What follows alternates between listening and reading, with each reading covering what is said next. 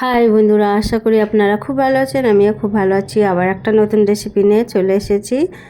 আজকের আমি বানাবো রাইস চাউমিন, চাইনিজ স্টাইলের রাইস চাউমিন বানাবো। ভিডিওটা পুরো দেখবেন। এখানে আমি রাইস চাউমিন নিয়ে নিয়েছি। প্রথমে আমি সবজিগুলো কেটে নেবো। এখানে ক্যাপসিকাম আর একটা গাজর আর একটা লঙ্কা নিয়েছি। প্রথমেই গাজরটা খোসাটা ছাড়িয়ে নেব। আর এই চাইনিজ চাউমিনটা কিন্তু খেতে দারুণ লাগে। এইভাবে বানিয়ে একবার খান, আশা করি খুব ভালো লাগবে। একদম ঝঞ্ঝাট ছাড়াই কিন্তু চাউমিনটা খুব তাড়াতাড়ি হয়ে যায়, খেতেও কিন্তু দারুণ লাগে।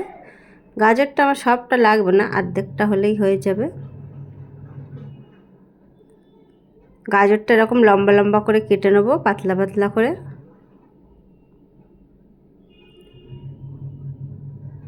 আর একটু ক্যাপসিকামটাও আমি লম্বা লম্বা করে কেটে নেবো। আপনারা চাইলে অন্য অন্য আপনাদের পছন্দ মতনও সবজি দিতে পারেন।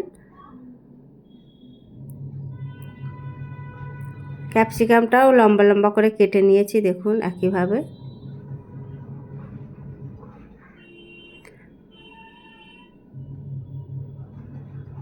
আর এখানে আমি একটা লঙ্কা কেটে দিচ্ছি, কারণ এটা আমি বাচ্চাদের জন্য করছি, তার জন্যে কিন্তু ঝালটা একটু কম দেবো। এবার আমি একটা কড়াই বসিয়ে দিয়েছি, ওখানে দিয়ে দেবো তেল। আমি রান্নাটা সাদা তেলেই করছি।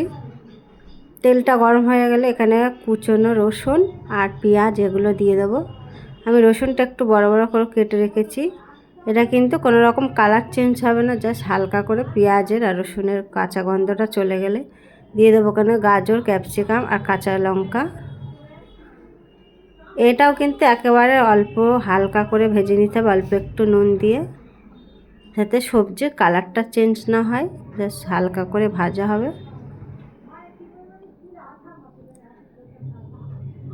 ভাজাটা হয়ে গেছে, এবার আমি তুলে নেবো একটা পাত্রে।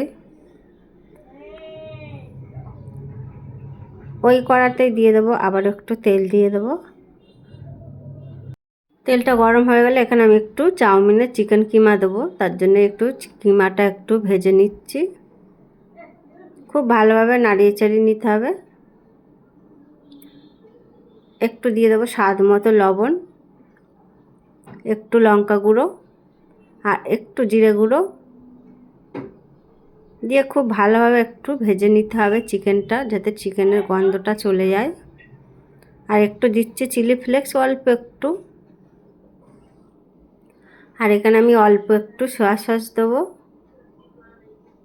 আর অল্প একটু জল দিচ্ছি যাতে চিকেনটা কোনো রকম পুড়ে না যায়। আর 2 চামচ দেবো চিলি সস। আর একটু দিয়েছিলাম টমেটো সস 1 চামচ, কিন্তু সসটার সময় ভিডিওটা অফ হয়ে গেছিলো। আর এবার জল দিয়ে খুব ভালোভাবে একটু জলটা ফুটে উঠলে দিয়ে দেবো রাইস চাউমিনটা। রাইস চাউমিনটা দিয়ে খুব ভালোভাবে গ্যাসের ফ্লেমটা কিন্তু একদম লোতে করে রাখতে হবে, যাতে খুব ভালোভাবে সিদ্ধ হয়ে যায় রাইস চাউমিনটা। এখানে একটু দেবো ধনেপাতা কুচি। খুব ভালোভাবে নাড়ি চাড়ি দিয়েছি। এবার একটু গ্যাসের ফ্লেমটা কমিয়ে ঢাকা দিয়ে দেবো।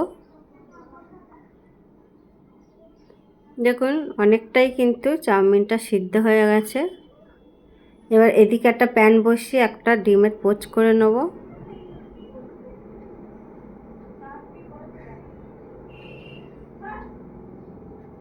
একদম হালকা আছে ডিমের পোচটা করে নিতে হবে। একটু লবণ আর একটু চিলি ফ্লেক্স দিয়ে দেবো আর একটু ধনেপাতা কুচি দিয়ে দেবো। ডিমের পোচটা কিন্তু রেডি হয়ে গেছে, এটা নামিয়ে সরিয়ে দেবো। আর এদিকে চাউমিনটাও কিন্তু রেডি হয়ে গেছে। এবার যে সবজিটা ভেজে রেখেছিলাম ওপর থেকে দিয়ে দেবো। দিয়ে চাউমিনের সাথে খুব ভালোভাবে মিশিয়ে একটু গরম করে নিতে হবে। দেখুন রেডি হয়ে গেছে চাউমিনটা।